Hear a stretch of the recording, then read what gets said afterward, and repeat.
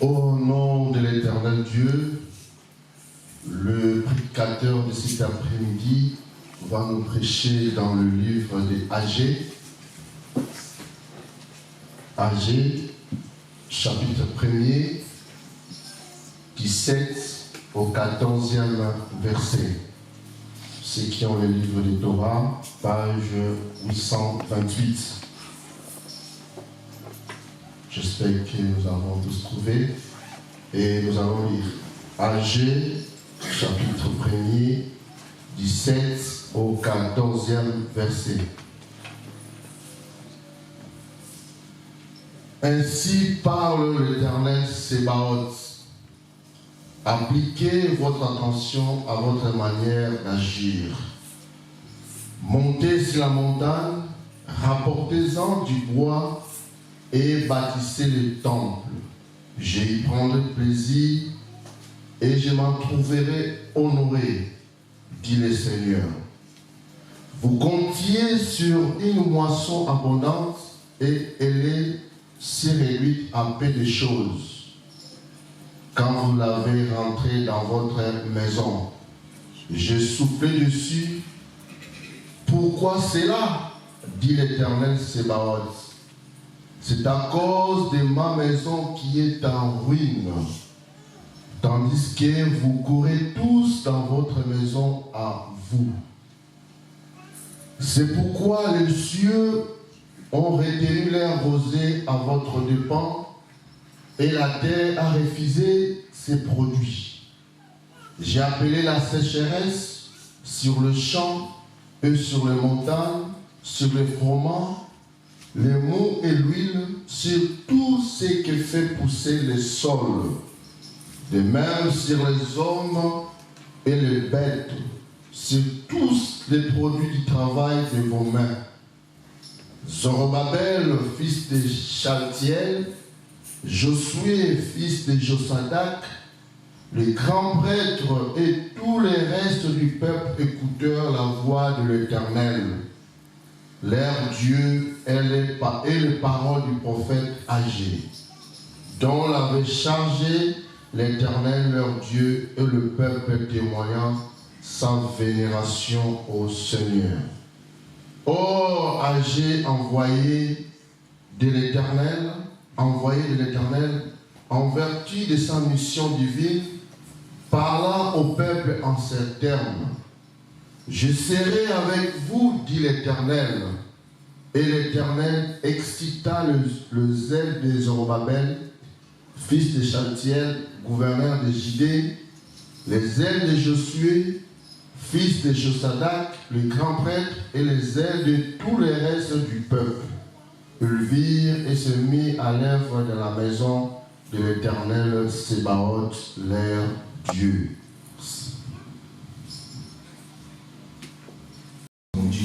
Nous sommes arrivés à la deuxième partie à laquelle nous écoutons la parole de l'Éternel. La parole de cet après-midi nous sera parvenue par les biais de son serviteur, révérend apôtre Timbaman Jacques, délégué apostolique. Avant de les recevoir, nous allons chanter avec joie. Ngonga ya motuya toyokaka toli naya. Toye baba sur esengo ya moto yamba délégué apostolique.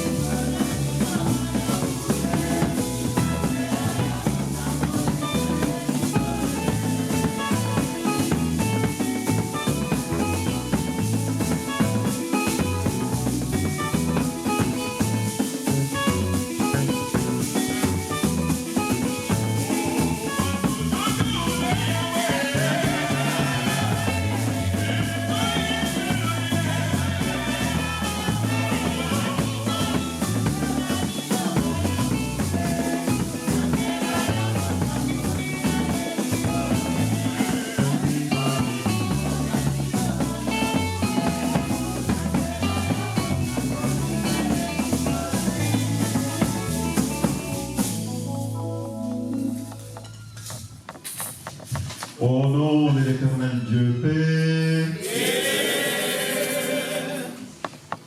au nom de l'Éternel Dieu, j'ai communiqué avec les chefs spirituels le mardi, quand il était au Canada, comme il est au Canada, disons. À la fin de notre conversation, il m'a prié de transmettre des salutations au peuple de Dieu, qui m'ont aussi prié de vous saluer fraternellement et spirituellement. Merci. Au nom de l'Éternel Dieu, comme nous l'avons suivi, les salutations des paix émanant de notre chef spirituel et de l'Église, ainsi celles de nos frères et sœurs. Voulons-nous les recevoir? Oui! Vous abbiamo?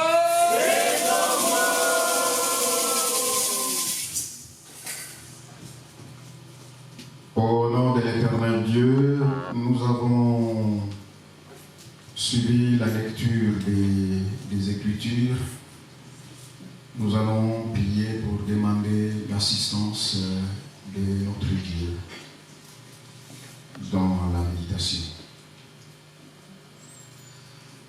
Notre Dieu éternel, qui est le Dieu créateur de l'univers et de tout ce qui s'y trouve, c'est toi le seul vrai Dieu, à qui toute nation doit louange et gloire. Nous nous présentons devant toi, Éternel, pour porter notre reconnaissance au préalable, mais aussi hausser nos voix vers toi par des chants de gloire et d'allégresse. C'est aussi un moment crucial, éternel, par lequel tu nous nourris par ta parole.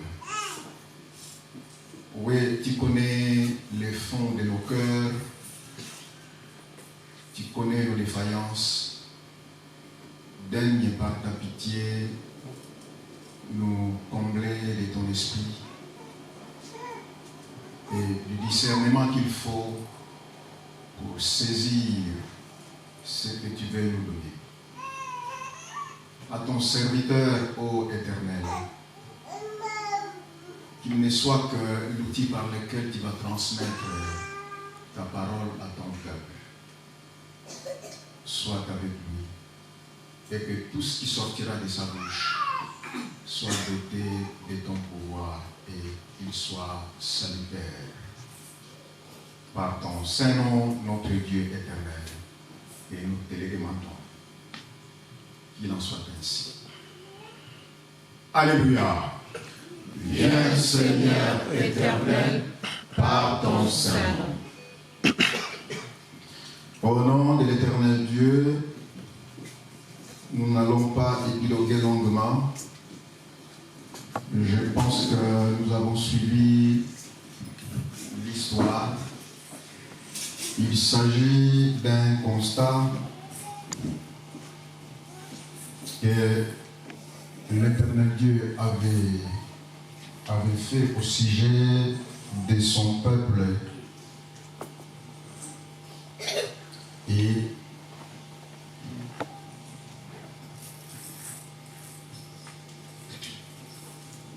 en cela, il a envoyé son prophète Agé pour prophétiser et leur faire savoir pourquoi il vivait ce qu'il vivait, les manifestations qu'il vivait. L'Éternel dit: mettez un peu votre attention sur votre façon d'agir. et surtout sur ce qui se manifeste en vous. Vous cultivez, vous moissonnez, mais aussitôt moissonné, moi je souffle sur le moisson que vous récoltez et tout disparaît. Vous travaillez, vous recevez des salaires, mais vous ne voyez pas où va l'argent que vous gagnez. Mais essayez de vous examiner. Essayez de voir quel est le comportement que vous manifestez vis-à-vis de moi. Je vais vous le révéler, parce qu'apparemment, vous ne vous en rendez pas compte. Et l'Éternel leur dit, vous habitez dans des maisons qui sont impeccables. Et vous vous en occupez grandement. Mais quant à ma maison, vous n'avez aucun souci.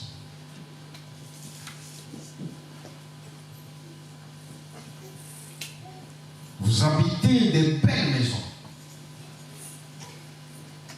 Mais qu'en est-il de la maison de l'Éternel? Qu'en est-il de la maison de moi, votre Dieu?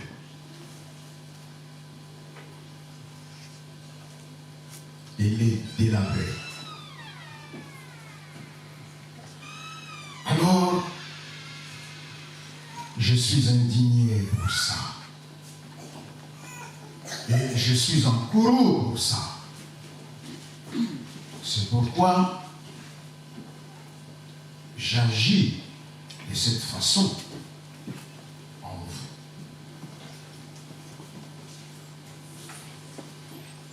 J'ai balayé tout ce que vous récoltez pour que vous puissiez mourir de faim. Mais personne ne s'en rend compte. J'ai dit leur que leur façon d'agir n'est pas bonne. Alors, dans le pays, les gouverneurs Or, Haggai envoyé de l'Éternel en vertu de sa mission divine parla au peuple en ces termes. Je serai avec vous, dit l'Éternel.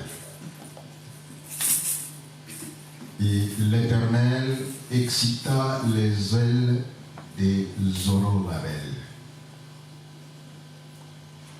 Zorobabel, fils de Chaltiel, Josué, fils de Josadak, les grands prêtres et tout le reste du peuple écoutèrent la voix de l'Éternel,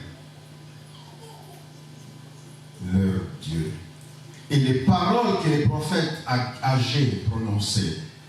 Alors ils se sont dit,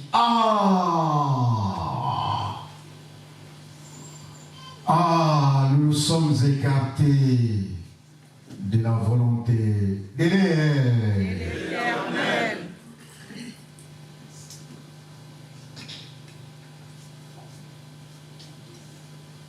C'est Dieu-là qui nous protège.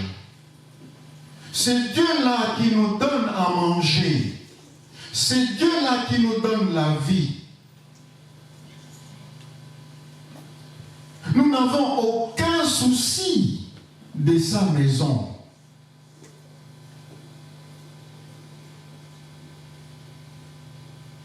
La toiture est abîmée.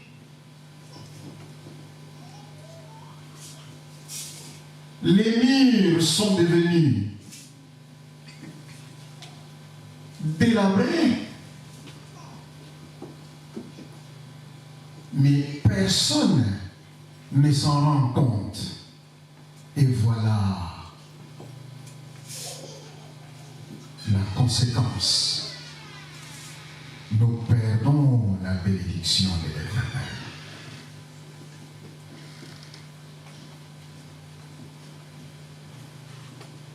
Nous perdons la bénédiction de l'Éternel. Nous perdons le soutien de l'Éternel. À la place, c'est la souffrance qui se manifeste. Se dit non, nous devons nous corriger.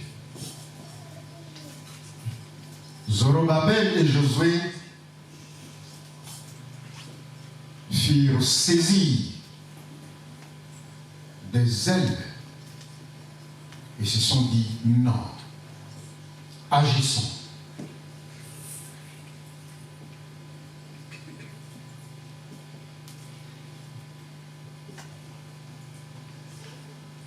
Et l'Éternel excita les ailes de Zorobabel, fils de Josadak, le grand prêtre, et les ailes de tous les restes du peuple. Ils vinrent et se mirent à l'œuvre dans la maison de l'Éternel Sébaoth.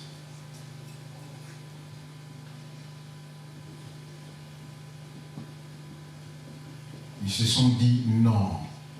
Il faut que la bénédiction de l'Éternel revienne à nous. Bansototona Yahweh.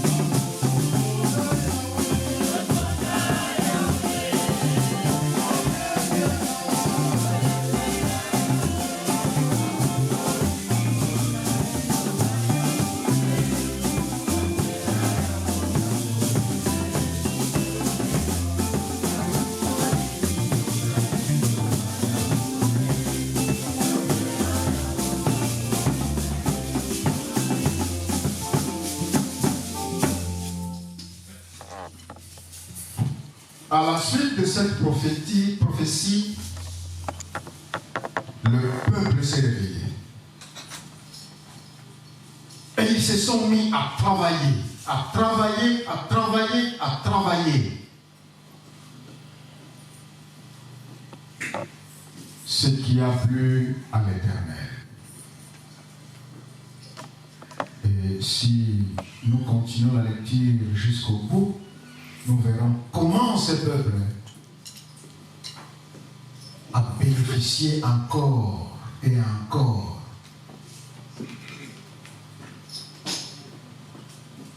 de la jouissance de l'Éternel, de la bénédiction de l'Éternel, des bienfaits de l'Éternel.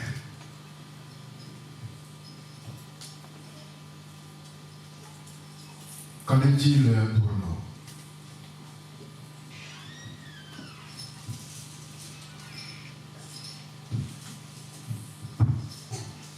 Si l'Éternel Dieu, a fait le constat d'avoir abandonné sa maison, c'était vraiment la maison. C'était un temple qui était construit en briques, en pierre, mais les briques et les pierres commençaient à devenir crasseuses, la toiture complètement abîmée.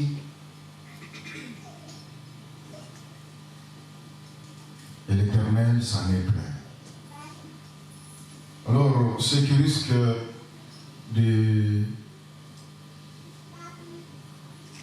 d'avoir comme un questionnement à nous, mais nous, où est la maison? Où est cette maison? Ici en Europe, ici à Melun, nous n'avons même pas un temple. D'ailleurs, nous sommes là sous la location, n'est-ce pas? Oui. Nous sommes sous une location. Mais si nous voyons, oh, mais ce n'est pas abîmé, c'est tout propre. Nous sommes tous joyeux d'être sous ces toits. Et attention, il y a temple et temple. Le vrai temple de l'Éternel, ce n'est pas cette maison que nous voyons. Le vrai temple de l'Éternel, c'est nous tels que nous sommes là. Nous sommes des briques. À l'isolé les Mpungwa Philosophe Isaac, c'est un autre temple qui est venu du ciel, qui est descendu sur sa tête.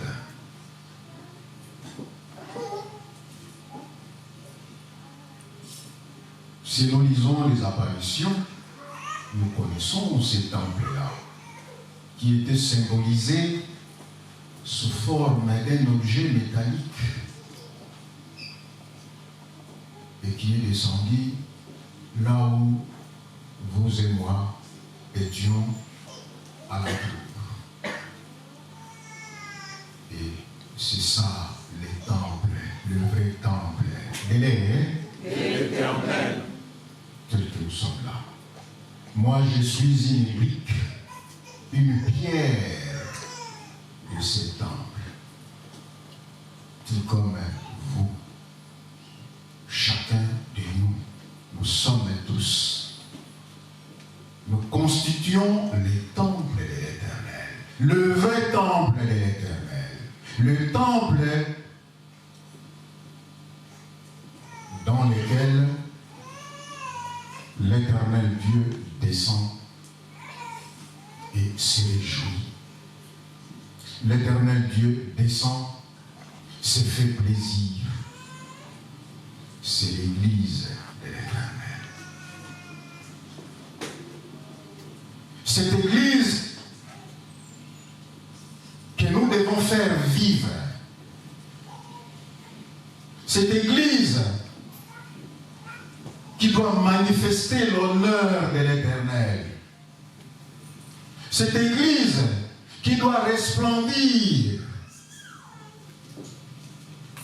dans tout l'univers. Cette Église à laquelle les retentissements par des cantiques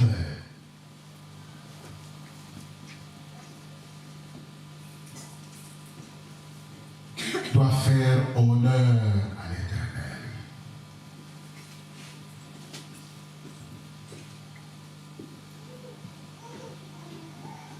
Mais elle fera l'honneur à l'Éternel si vous et moi, chacun de nous,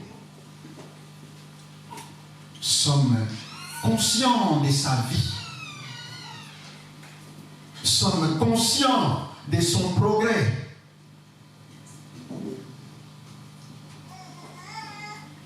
Et faisons en sorte que toutes les nations qui nous entourent entendent des chants qui retentissent de cette Église. Et cela ne peut se faire que par nos œuvres. Cela ne peut se faire que par les soucis que chacun de nous portera à cette Église. Cela ne peut se faire que par le dynamique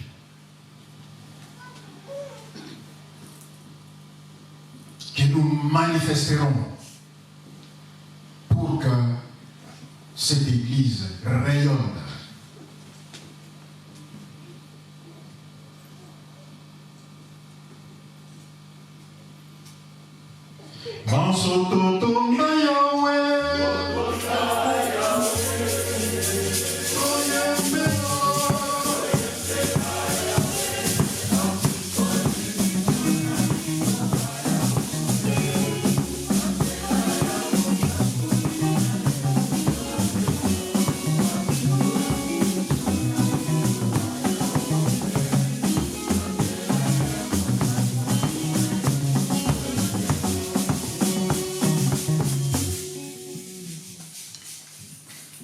Est-ce que cela est notre souci du quotidien?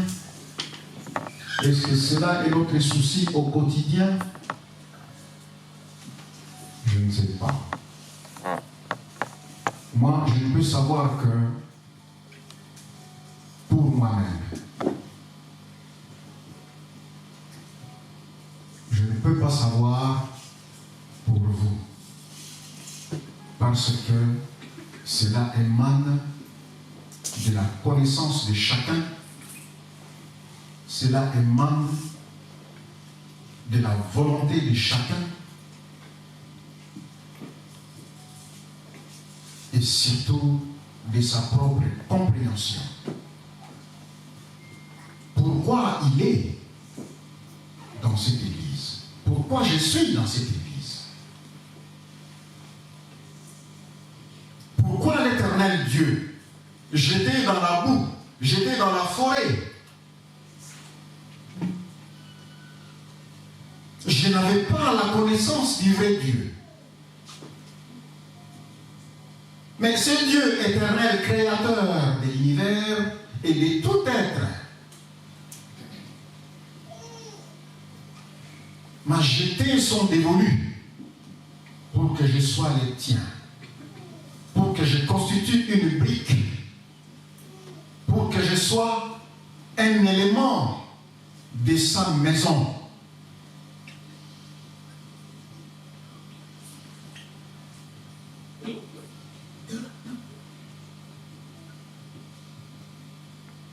Comment je me porte dans cette maison? Quel est mon rendement dans cette maison? Quelle est ma participation dans cette maison? Où je me situe?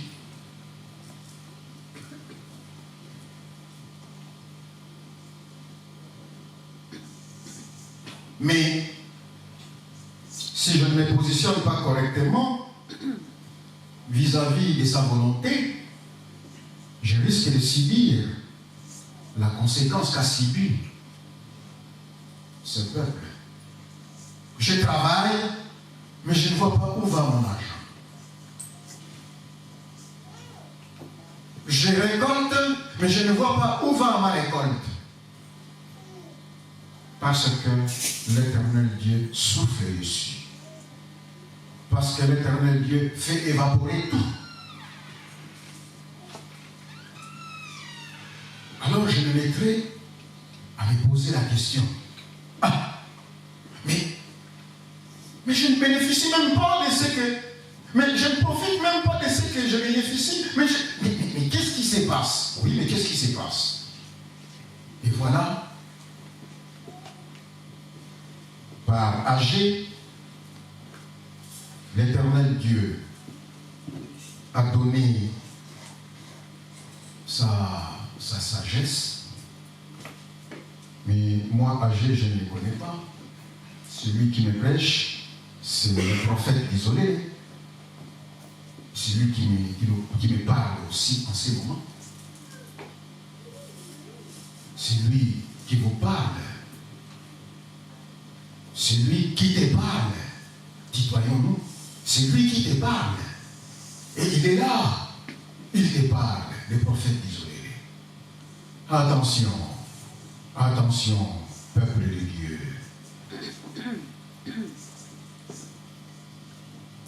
Ayez conscience de la responsabilité qui est en vous. Moi je dirais, ayez conscience de la responsabilité qui est en toi. Et à l'émission, ayons conscience de la responsabilité qui est en nous. pour pas que l'Éternel Dieu se mette à regretter.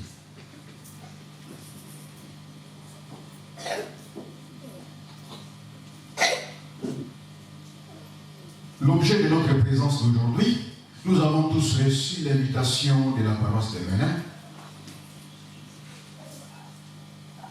pour que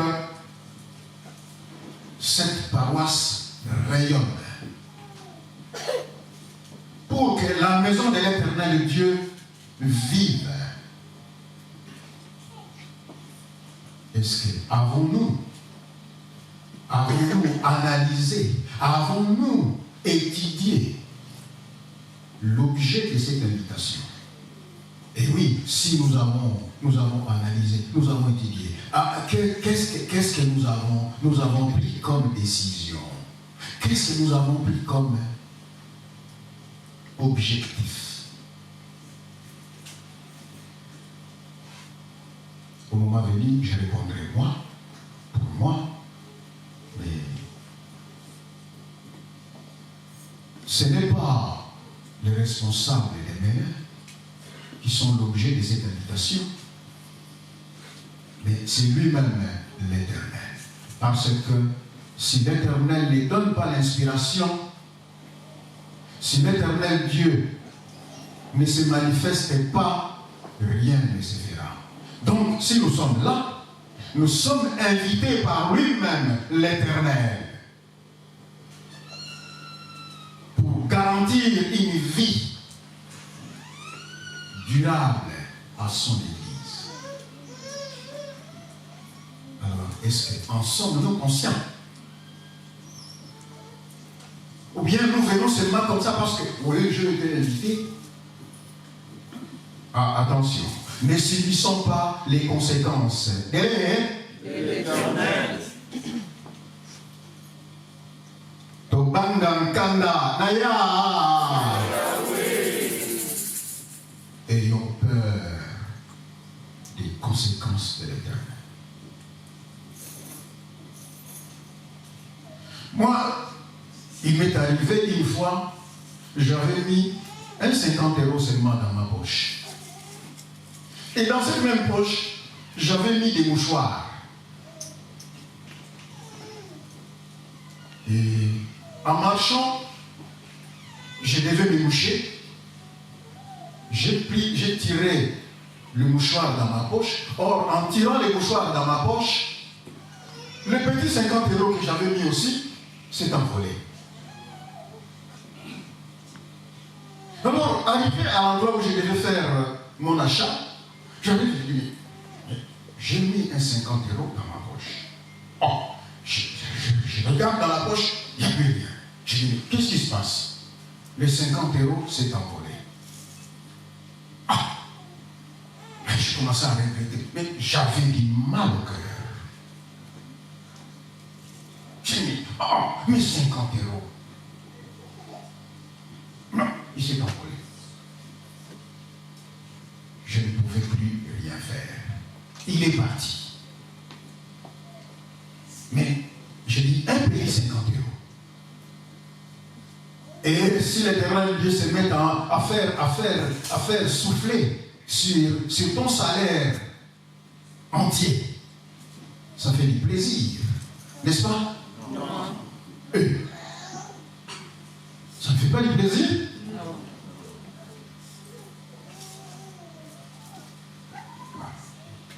C'est le moment. Cherchons les bénédictions. Et l'Éternel. Alors, avec engouement, mettons-nous au travail. Avec enthousiasme, mettons-nous au travail. Avec zèle, mettons-nous au travail. Et l'Éternel Dieu dit, je prendrai du plaisir. Nakosepena. Je prendrai du plaisir dans ma maison. Donnons le plaisir à notre Dieu. Et l'Éternel Dieu bénit cette parole par son Saint-Nom. Alléluia. Viens Seigneur éternel par ton Saint-Nom. Alléluia. Viens Seigneur éternel, par ton saint nom. Merci.